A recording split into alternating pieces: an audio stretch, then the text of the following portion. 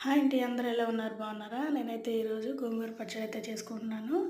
గోంగూర పచ్చడి కోసం ఒక 4 టేబుల్ స్పూన్ అయితే ధనియాలు, కొద్ది కరివేపాకు, 2 టేబుల్ స్పూన్ జీలకర్ర, అలాగే ఒక 20 ఎండుమిర్చి అయితే తీసుకున్నానండి.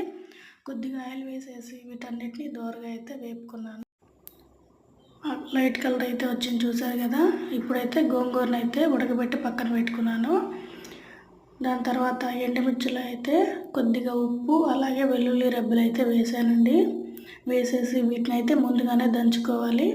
దంచుకున్న తర్వాత కొద్దిగా మెదుగుతాయి కదా, అప్పుడైతే గోంగూరను అయితే వేసేసి ఎండుమిర్చిలో గోంగూరను కూడా రుబ్బుకోవాలి. దాని తర్వాత పోపు పెట్టుకోనండి.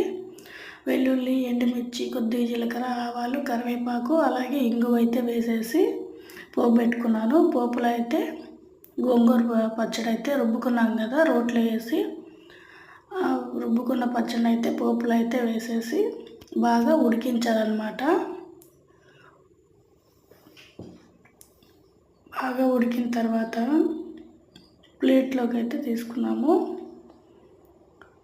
చాలా చాలా బాగుంటుంది అన్నమాట ఈ గోంగూర పచ్చడి టేస్టు. ఒకసారి ట్రై చేయండి నేను చేసిన ప్రాసెస్లో. అలాగే రూల్ లేని వాళ్ళు అయితే పప్పు ఎనుపుకుంటాం కదా, అలా అయినా ఎండుమిర్చి వాటిని మిక్సీ పట్టుకొని గోంగూరను అయితే ముందుగానే ఉడకబెట్టి పక్కన పెట్టుకొని ఎనుపుకొని అయినా ఇలా చేసుకోవచ్చు గోంగూర పచ్చడి. ఒకసారి ట్రై చేయండి.